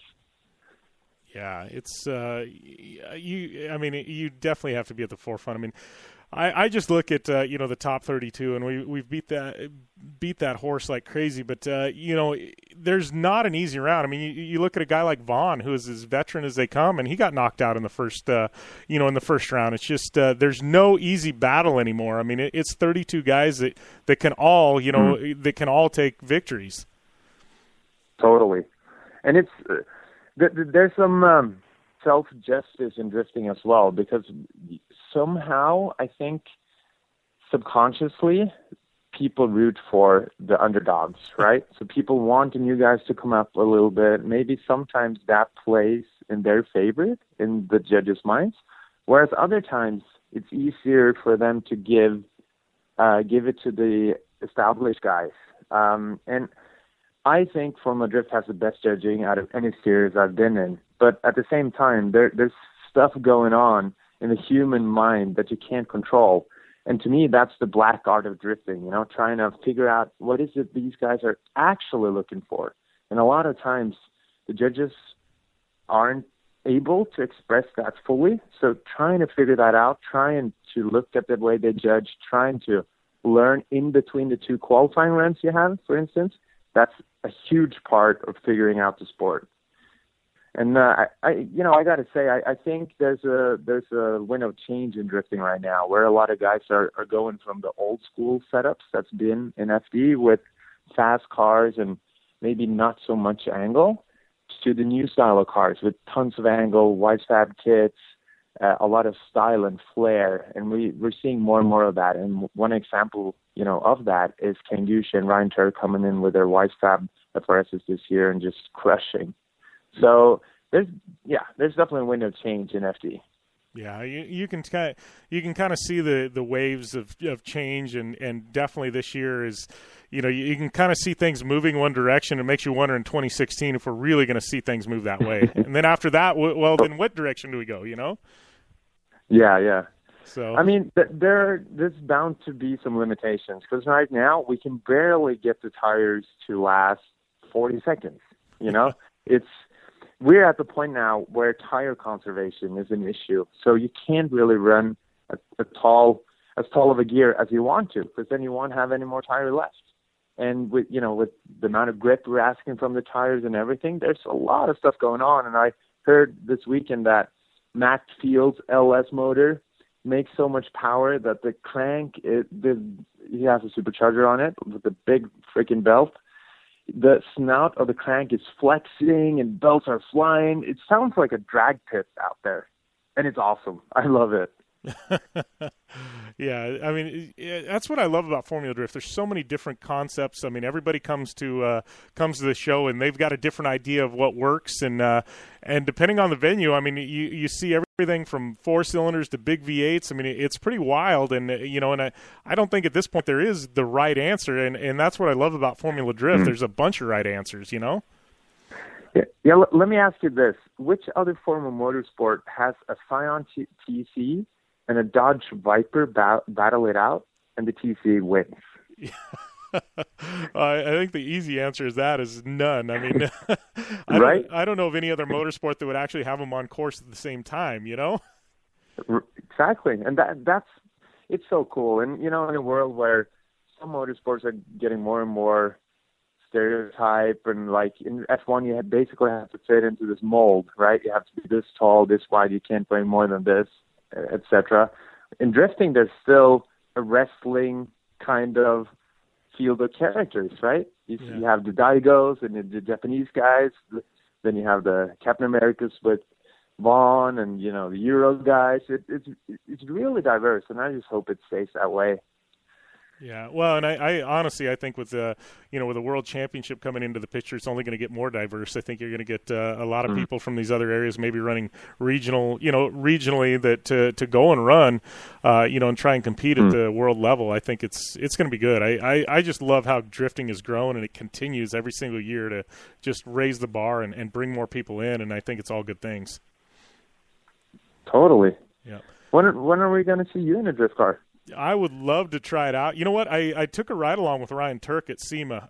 Abby Gittin threw me in the car with Ryan, and I had a blast. I mean, I've slid cars sideways, rally cars and off-road trucks and stuff like that, but the car control you guys have is second to none. I mean, I absolutely have the utmost respect for you guys, what you guys are able to do, and and how you guys are able to place those cars. I mean, I would love to go and spend a day with like you or Vaughn or Ryan or somebody like that, in just an old car, and just try and figure things out. I mean, to me that would be fun. At this point I wouldn't even think about competing, but I think it'd be fun just to learn the technique you guys have. Yeah, I think it helps you as a driver in anything you do. There's a reason why a lot of the ex-champions do a lot of the really high-profile stunt driving now, and it definitely sets you up for being precise and being a one-take kind of guy. Because the fact of the matter is that in drifting you're waiting, and then boom, you have your 20-second qualifying run, and if you screw up just a little bit, tough luck, Yep. So it's it definitely teaches you how to manage pressure. That's for sure. Yeah, for sure. Yeah, you're definitely put on the spot. And you get 2 passes, and if you haven't got it figured out, you're just going home for the weekend, right? Exactly, and people think that drifting is about being wild and rowdy, and I guess to some extent that is true. But it's more about being precise and being able to place that car going as fast as you can possibly get that 1,000 horsepower car to go on that, 10-inch marker, right there, right next to the wall without crushing it. So it's, it's a rush when you get it right, and it's devastating when you don't. Yeah, I think that is with anything in motorsports. But I know you're awful busy, and I appreciate you taking the time. Always welcome on air with me, my friend. And it's good luck the rest of the season. I'm going to try and make it out to at least one FD round here in the States this year, and we'll definitely hit you up. Awesome. Thank you, Jim, and best of luck to you as well. All right. Thanks a lot, Fredric. Thank you. Bye. All right, that was Fredric Aasbo in our Formula Drift post-event interview. Talk about just a solid guy. He's in that deadlock in the points battle right now, sitting in third, 7 points out of first. Turk currently leading, but it's shaping up to be one heck of a Formula Drift season. Right now, we're going to take a short break. When we come back, Ami Houde's going to be calling in. We're going to have her segment, and we're going to have Aaron Baker and Dominic Hill. They're going to be calling in, and we're going to be talking about this film project of Aaron. So definitely looking forward to that. So stay tuned to the Down and Dirty Radio Show, powered by Polaris Razor.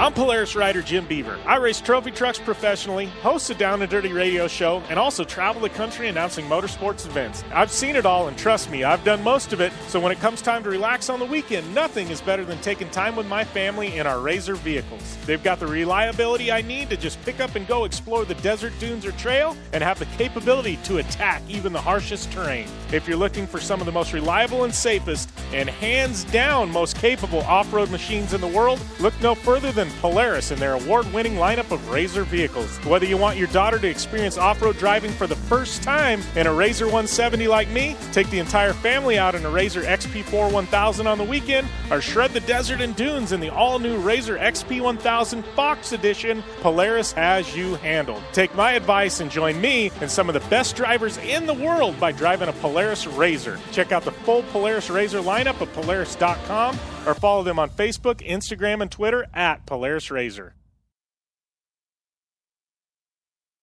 For 100 years, General Tire has provided tires for your lifestyle, your adventure, your anywhere. Born from competition, the Grabber tire offers the durability and off-road traction you demand in a tire. We put these tires to the test in the harshest off-road racing conditions to give you a tire that will make your anywhere possible. So let us take you on your next big adventure. Tweet us photos at General Tire, hashtag anywhere is possible. Because with General Tire, anywhere is possible.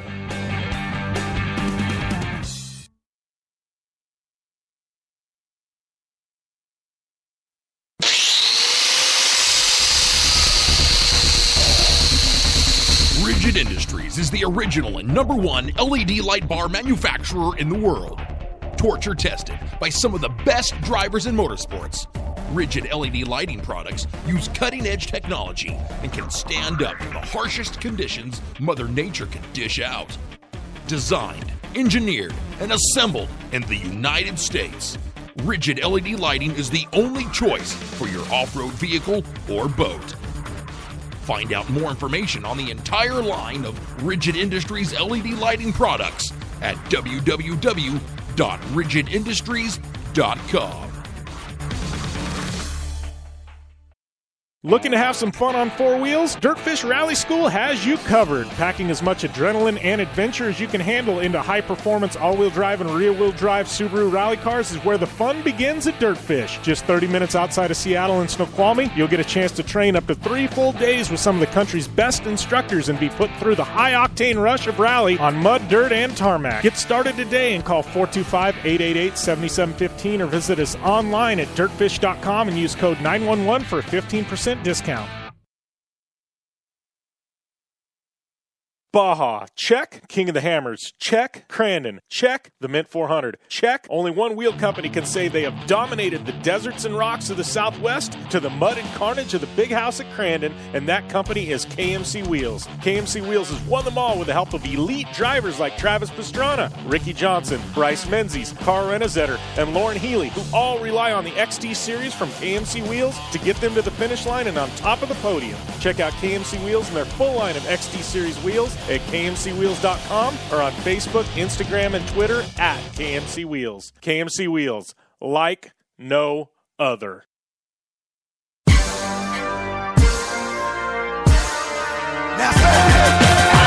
where the hood at? You better bust that if you don't pull that. Where the hood at? All right, and that intro means that it is time for Miss Ami Houde. How's everything going, Amy? Everything is good on my end back here in the studio after an eventful weekend for me, as you know, and as I've talked about with every guest so far, so I guess it makes only sense I talk about it with you. I didn't want to go viral on social media that way, but I guess I'll take the publicity when I can get it. Yeah, oh my goodness. I feel like I missed out a lot on the first round of Terracros. What happened? What did you do? What were you thinking? I guess it's text from Cynthia that just said, look on my Instagram. And I'm like, oh, cool. Like, yeah, I see some highlights. And then all I see is Jim and Cynthia, like, doing some freestyle at Terracros event here. So, double front and a razor. See with Terracross, it's all about commitment, and there's these big doubles, and there's no way to roll them. You can't roll them.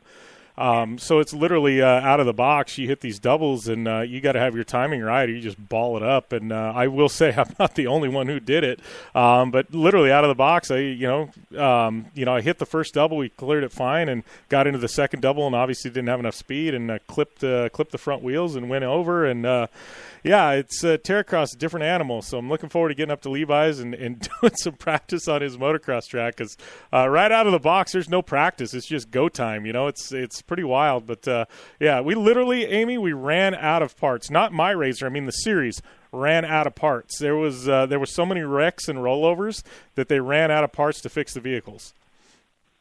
Well, that just kind of maybe goes to show that they might have to keep the track down a little bit.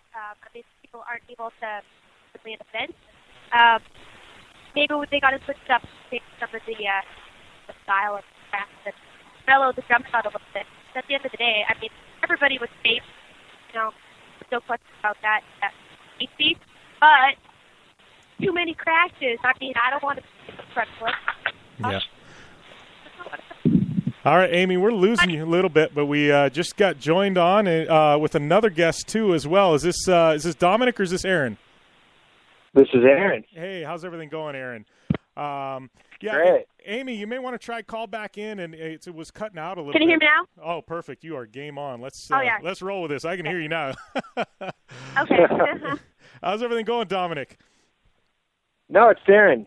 Dom's this not is on Aaron. yet. No, Dom's not on. Well, Aaron, welcome to the show, my friend. I know you've got a heck of a story that Amy and I are looking forward to getting into with you, and you've got this little film project. I say little, and don't mean that really. It's actually pretty big undertaking, but called Coming to My Senses. But welcome to the show, and man, it's I guess it's been a long time coming. I've known your story for quite some time, and I heard about this film project and then got contacted. But man, you've had a heck of a journey.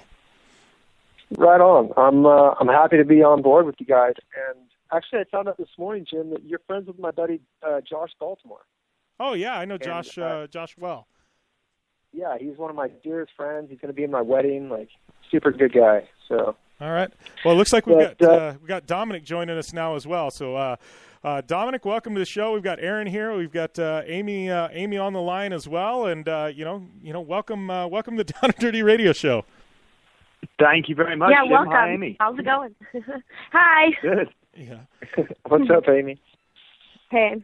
So, Aaron, let's kick this off. I mean, tell everybody about your background, because obviously I know, you were formerly a professional motocross racer, and you got, I believe you got a factory ride, and at that time it was 125s, not 250s, and kind of bring everybody into the loop on your story and kind of what brought us to where we're at today. Yeah, it kind of makes me feel old, because back in the two-stroke days, it was. I had a pretty successful amateur career. I won Lorettos and Ponca and, some of the big races that you want to win as an amateur. And then in '99, I turned pro and only had a handful of supercrosses and got that ride from a satellite Suzuki team. And, carbureted bikes, they cut out on the face of a jump, and I got kicked over the bars and landed right on my head. And I remember everything about that moment. I remember, exactly how it felt, and it changed my life forever. And I guess I just kind of closed the books on moto at that point, because I knew that there was no looking back. And, that was 16 years ago. So we've come a long way. Yeah. Well, how is, talk about your recovery, because I know at one point, what was it like? You had 1 in a million chance to ever even have feeling again. Kind of take us through that recovery, because you're a guy that literally has beat the odds. Yeah, well, that statistic was, I didn't want to apply that to myself.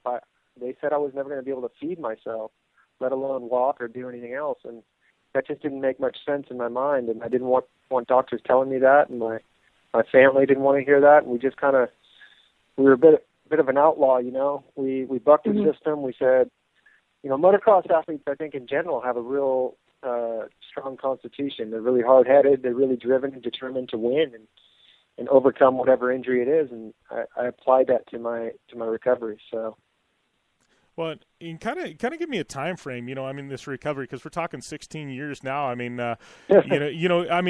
Obviously, what was the time frame? Because with a recovery like yours, it's small steps, right?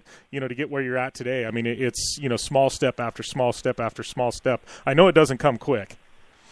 No, absolutely, you're right, Jim. We called it baby steps. Flickers of movement were huge improvements. They were worth celebrating. When my sister painted my toes rainbow colors and I started flickering them for the first time, we threw a party. It was huge. And the first 2 years were so critical. I was discharged from inpatient rehab, and I was basically sent home to adapt to life in a wheelchair, and we weren't okay with that. I was severely depressed because there was nowhere to go. Yeah. And, that was so hard to deal with at that time, because all I wanted to do was get in the gym and work and challenge this injury. And so, the flickers of movement started like standing in the water, and then I started pedaling a bicycle, and we just kept pushing this thing. And we're like, if there isn't any rehab, we're going to make the rehab. And fortunately, I came up on an exercise physiology at a university here in Southern California, Cal State Northridge. And he's now my business partner because he's so brilliant. And we just kind of paved our own way, made our own rehab and kicked this injury's ass. Yeah, for sure. That's amazing. Yeah, well, talk about kind of what's led to your gym. I know you've got a gym called Core, and and I know Amy. Obviously she's really into fitness and tied in with First Form and that. But kind of tell us what the differences are in Core from your traditional facility. Yeah, totally. Core fits in the gap between rehabilitation and regular fitness. There's a big gap there that. People can't just transition out of rehab right into the normal gym. And so our place, Center of Restorative Exercise, has all unique and specialized equipment. It's all adapted for people in chairs or, that have some kind of disabling condition. Our clinicians are all exercise physiologists trained in our proprietary system of function.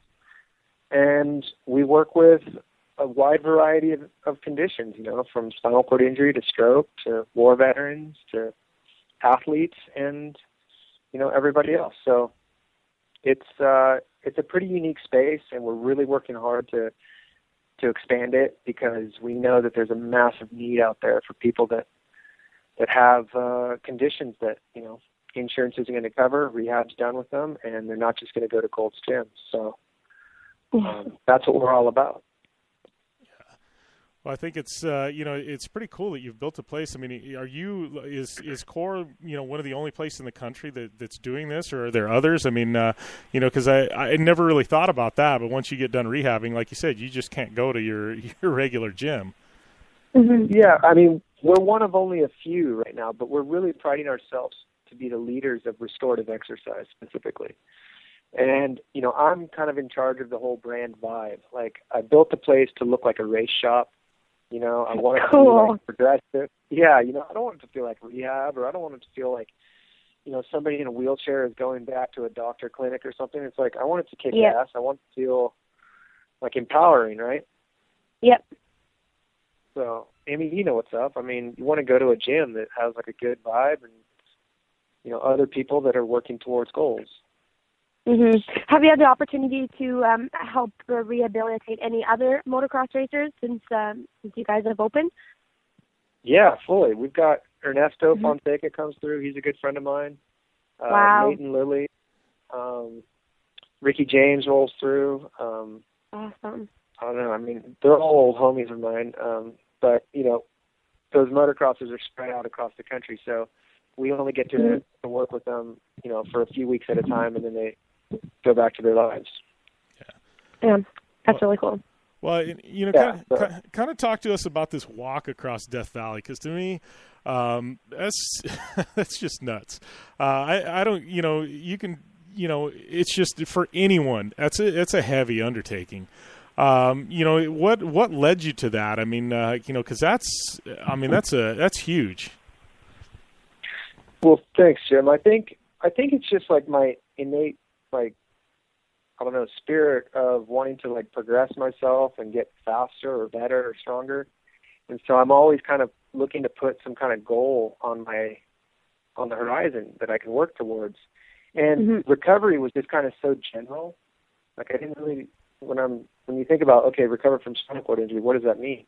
It's just so big and so hard to work towards. You got to break it down into little goals. And so basically from the flickers of movement to standing up, to then riding a bike in an LA marathon, to then riding a bicycle across the country, to then working towards the Paralympics, to then looking at the desert and going, you know what, I want to be out there. And I think with my capability, I can put together an expedition that would be safe and doable, and I know what I'm made of. I know I've got the determination or whatever to make that happen. And with Dominic Gill, my bud, I wouldn't go out there with someone else. We made it happen, and it was just seriously one single step after another, after freaking 10,000 steps, and you cross the desert. Yeah. Wow. And the training without a goal is it's boring. I mean, you're just in the gym training for nothing. Or, when you have that goal and that purpose, and, no matter what it is, whether it's being a motocross racer and, going to the gym every day to win that race, or if it's to go and run a 5K mud run. I mean, if you go in with a goal in mind, you just push yourself even harder. And then once you've accomplished it, it's like, okay, what's next? So, you're really going out there and you're just making new goals and new dreams. And, you can inspire anybody, because it doesn't matter what your goal is. It's just step one, make one, go get it. Totally. Exactly, Amy.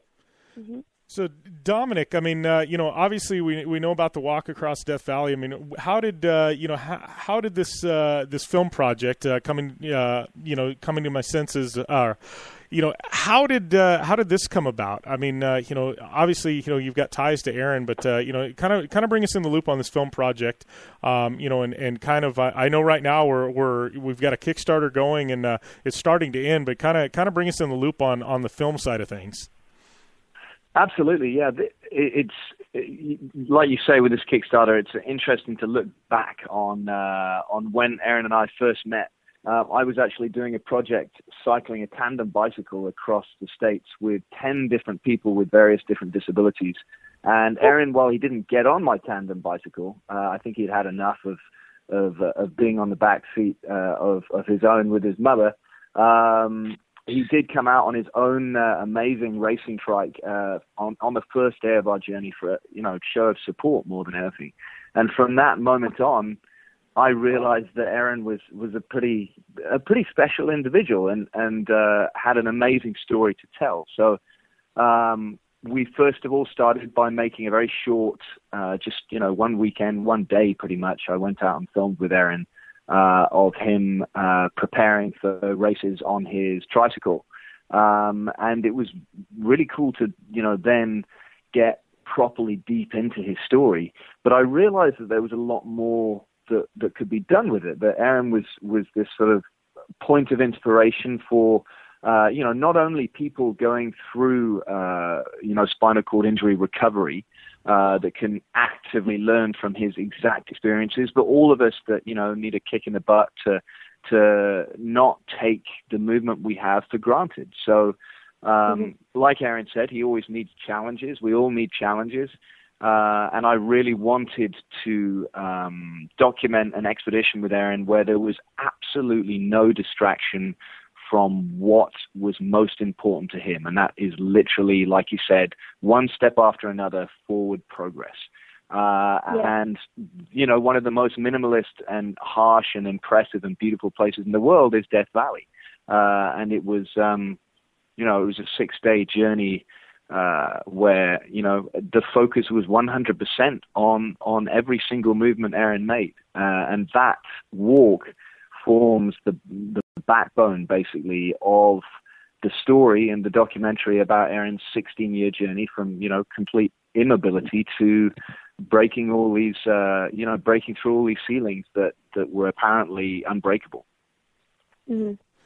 Yeah, I mean, just watching, I guess the teaser, it would be. I mean, it's something that kind of, I mean, it really reached out to me. I mean, I'm going, gosh, I want to see this. It truly is a remarkable story, and you hear stories all the time, but I mean, to see that and to witness, is pretty awesome. I mean, it takes your breath away. Yeah, it really gave me goosebumps too. I teared up a little bit. Just, I understand adversity on a different level, obviously not on the same basis, but it's just to see someone be able to overcome that and, to wake up every day and just with a positive outcome, a positive outlook is truly inspirational. So you can touch anybody on any level. Exactly. I'm really pleased you guys like it. And it's, every day on Facebook, I guess we should be grateful that we're now much more so than before, bombarded with inspirational stories one way or another. But for me, what's lacking is very rarely still do we see a story that is complete. We see a 30-second feel-good thing that, gets our, 10 o'clock coffee off to a good start. But how often do we sit and listen to a whole story about the adversity? It's not just, it's plain and simple inspiration. It's learning about how, Aaron worked through the hard times and made them work for him. It's a long and painful and ultimately very inspiring story, but it's got, all the deep down and dirty before that too. Mm-hmm. Well, that's what is missing. A lot of times you see these success stories, but people are sitting there asking themselves, how do I do that? How do I do that? Like they were where Aaron is and they want to get to where he is now, but they are missing that how. And so, I really think that this will help show that and help uncover that. So it's going to be huge. It's going to be amazing. Well, awesome. Yeah, I hope so. Yeah. Well, and it will be. Yeah. Don't worry. Well, and give us a lowdown, Dominic, real quick, because I know this thing. Last I looked last night, it's still $46,000 has been raised so far. I know 60 is where we need to be. When is the deadline for this? Because I know it's fast approaching. Yeah, I just actually clicked onto the Kickstarter site right now. We have 59 hours to go. When they start counting hours, you know that it's pretty serious. And it's jumped up to just over 48,000 funded at the moment. Like you say, the goal is 60,000. For any real, really enthusiastic people out there, they'll be pleased to know that the limit isn't 60,000. We can go over it. That's not a problem. But essentially, in 60 hours, if we don't get the $60,000 goal, if we don't hit that, we are, unable to utilize any of these funds for the documentary, which is a huge blow. Not just for the logistics of making this film, but also for the 200 backers now that have a physical and emotional stake in having this movie made. That's a huge a sign that there are people out there that not only want to watch it but could really benefit from it. So it'd be a real shame not to be able to honor that and reach this goal. Yeah. Well, and, I think, hopefully, we will get this thing funded. I mean, if for some crazy chance it doesn't, I mean, what happens from here? I mean, can you start another Kickstarter, or is it just done? I mean, what's the process? Well, we definitely, we're very realistic. Filmmaking is what myself and my partner do, and this is a project we take very seriously. So while this Kickstarter is hugely important to us, if it fails, we will, by hook or by crook, make this film. But what this Kickstarter does, it makes it vastly more doable, and there's nothing like getting a film done with the backing of the people that are eventually going to watch it. So that's why this is so important, to do it with everyone that wants to see it, not just, with some faceless production house somewhere that no one knows about. Yeah. Well, and I agree. I mean, I think this is a story that needs to be, told right. And, and without funds, it just, this is definitely something you want done right. And I know, there's even like a movie premiere planned, right, in SoCal? Yeah, absolutely. When we get this thing done, actually one of the rewards, as people might know, on Kickstarter, it's all about rewards. It's not a donation. You're actually putting a bit of money into something at a level you're comfortable with and getting something back. So while you I didn't know that. End get, yeah. So if you put in $10, for instance, you get a digital download of the film.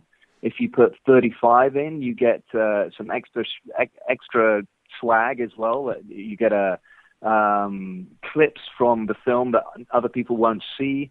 You get truckers' hats. You can even actually take part in a recreation of the walk at some of the upper levels of funding, and have a say in the editing of the film. You can be part of the inner circle that actually gets to look at the story and comment on it before it comes out. So there are a huge number of ways in which people can feel really involved when they back this project, which is pretty cool for us. Very cool. Yeah, that's actually awesome. Yeah, well, we'll definitely keep sharing it, over the course of the next 2 days, and definitely be watching it. I kind of want to circle back to you, Aaron, but I got to say, I'm a little jealous because your downhill bike, I call it a bike, but whatever that machine is that you built, that thing looks hella fun. Hella fun. I haven't heard hella in a while. I know. I haven't said that in a while, but your bike, it deserves that.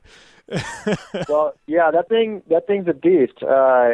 The builder calls it a stinger, but I don't really like that name. I like the Honey Badger because it doesn't give a shit. It just goes down everything. I mobbed that thing down the Kamikaze at Mammoth last year and was averaging about 36 miles an hour. It was hauling ass. Wow. Yeah, I've seen some videos, and I just go, man, that thing is just it's insane. I mean, you're going stuff a lot of these guys on downhill bikes are going on, and, I mean, you're literally just strapped in for the ride at that point, right? Yeah, I mean, I'm clipped in. It's clipped-in pedals, and, it's a cozy ride. It's like a couch on steroids.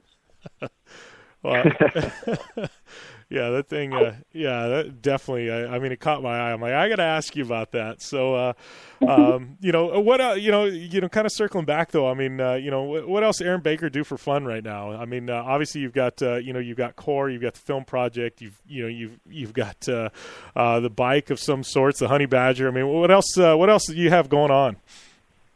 That's funny you ask, because my mind is always like, kind of searching for things that I can do. And last night I was looking at Red Bull Rampage, and if there's some way I could chop the Honey Badger up and put a shock on it to where I could drop in on some of those lines, that would be amazing. I like the idea of long distance jet ski, like crossing some ocean or something on a jet ski. I don't know. I'm always thinking of like things to like go rage. So we'll see what happens. Yeah. You ever think about doing like UTV racing or anything? Terracros. Absolutely. Give me a roll cage and a 5-point, and it's on. Oh, nice. We gotta talk to Joe about this, Jim. Yeah, well, no, and they have actually got. They just started up. I guess it's going to be. They had a demo, but it's an adaptive class for Terracros, and I know like quite a few former motocross guys going to be racing in it and stuff like that. So I definitely. I'm all for it. Yeah, it's. I go to these indoor kart tracks all the time, and I go toe to toe with Ricky, James, and my friends, and I beat McGrath straight up. So nice. Oh, let's do it. I need a new co-driver because Jim likes to do front flips, and I'm not about that life. So, if you get in this, I'm tipping you on my co-driver. Sorry, Jim. We will be such a gnarly team, Amy. It's on. We will. Sweet. No, I'll definitely I'll dial you in with Terracross after we get off air. I'll shoot you an email. You would definitely fit the bill perfect. I know we got a couple rounds left, but they're definitely building up a class, and I think it'd be super cool to get you in there. We would put Core on it. We'd put all our sponsors. We'd get Red Bull on the car. Let's do this. Very cool. Awesome. Well, we'll definitely get that dialed in off air. But before we let you guys go, you got anything you want to leave us with? Obviously, Dominic, give us a shout out where they can find out more information on the film and on the Kickstarter. Definitely, there are a number of places you can find it. The Kickstarter, if you go to the Kickstarter's website and search for "Coming to My Senses," that's the name of the documentary. You'll find it easily. If you go to Encompass Films, you can find it, or just our film website, which is tomysenses.com. It's pretty easy to click through from there. In terms of last thoughts, every dollar helps, literally every single dollar. So if you guys want to show your support and pledge $1 to making Aaron's story into a documentary, then that will be very, very meaningful and really help the process. So take a look for it. Awesome, and we'll definitely get that stuff. Continue to start sharing it on our social media for the next couple of days, and and hopefully, I'm pretty sure we'll get this thing funded, man. It's looking. Yeah, I want to help you guys get there for sure. Well, we're really, really, really grateful for your help. Thank you. All right, well, thank you guys, and we'll definitely we'll have to get you guys back on again. As the film gets rolling and stuff like that, and kind of keep everybody updated on what's happening. Definitely. Right on, Jim. Thank you, Amy. Thank you, Jim. Let's go racing. Yeah, for sure. I'll shoot you an email after we get off air, and we'll see if we can get things dialed in. Right on, you guys. Thank you so much. All right. Thanks, guys. Good to chat. Have a good day, guys. All right. Have a good one. You too. Bye. All right. Well, talk about just an awesome group of guys, Amy, huh? And a crazy story. No, I know. And, it's so cool because I just spent the whole weekend at, the biggest freaking event in fitness history. Not only fitness, but, the most motivational thing someone could ever step foot on. Summer Smash 2015 was first form. Next year, it's just going to be bigger and better. But I spent the whole weekend with people who have overcome adversity and people who are, changing the way they look at life and do things, and who just want to live awesomely. And talking to Aaron, he actually fits into our first form family, and it's so cool because there's so many people out there, no matter if it's, coming from a life-changing injury or, being stuck in a rut, involved in drugs or being bullied when you're younger. If you change the way you look at the world, your world around you will change. And that's what he's done. And it just gives people hope. And it's a really good feeling. After watching his video today on YouTube, I was kind of creeping. I was tearing up here outside because it's just so, there's no pity party. He does not throw himself a pity party. He's just so positive, and it can make anybody feel positive. So if you guys don't know Aaron Baker, please go look him up. He's amazing. Yeah, definitely. I love him. Yeah, well, it's just it's remarkable. I mean, how he literally just said, "Nah, I'm not going to be that 1 in a million." You know what I mean? Or he's like, "I'm not going to be the 999,000. I'm going to be the one." And. He literally, and like he said, it wasn't easy, and I think that's a problem. People, and it's not just with that. I mean, people that go into debt, or people that, I'll just never get it out of debt. It's too big, and it's one small step at a time, and you keep taking those small steps, and you get where you're at. Whether it's being a motocross racer, or being a radio host, or anything, it doesn't come overnight. You got to dedicate the time, put in the work, and good things happen. Yeah. Just positive outlook brings positive outcome. So. Yep, absolutely. So, all in all, I got to ask you, though, before we let you go, how was the mud run? I know you were a little bit nervous about that 5K mud run. Oh, my gosh. I have no idea why, because it was the most amazing thing of my life. I started at 8:30 time, and I passed a whole bunch of the 8 o'clock time, and I ran the whole thing. I actually sprinted the whole thing. So between obstacles, a lot of people would just kind of pitter down a little bit and catch their breath. And I started with my crew. I started with the first form family, and in our 8:30 group, just helping people, motivating them. And I'm like, I want to hustle. I want to see how hard I can push myself. I want to see if I can do this. And the whole time I was actually thinking about the last race that I completely sucked at. And I was like, okay, run this for that race. Prove to yourself that you can dig deep and, prove to yourself that you have what it takes. And it's so funny because, it's a 5K mud run. People run frickin' triathlons and, the Valley of Death. But that little event for me was actually life-changing because I proved to myself that I could do something that I didn't think I could. So it just goes to show that, again, no matter your situation in life, set a goal, work towards that goal, and then just set a new one, bigger and better. It was awesome. Yeah. And I was doing front flips off some of the obstacles. So, thought it was pretty fun. Yep. And but I do have to say one more thing, though. We have one of the athletes, Fredric Aasbo. He's a former military vet who had lost his leg in the war. And he did the 5K mud run and all obstacles. And I don't know if anybody out there who's done a mud run knows how gnarly the terrain is. Never mind running, he did it with one leg and crutches. So some parts he would be walking it with his crutches, and if it got a little too sketchy because he lost the bottom part of his crutch, so he just had the pole sticking in the ground, he would just drop his crutches and hop. Fuck, the guy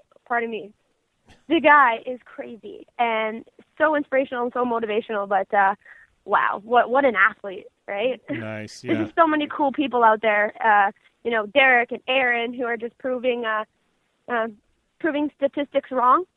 So, yeah, true heroes. Yeah. And you walked away with a tattoo on your arm. I did. I got a tattoo. I got one by our other fellow first form athlete, Marissa Loren. She's actually on Ink Master Season 9. So I got my first one. It says adventure because I always like to remind myself to live life to the fullest and go on a lot of adventures because that's what makes life living. So yeah, for sure. I love it.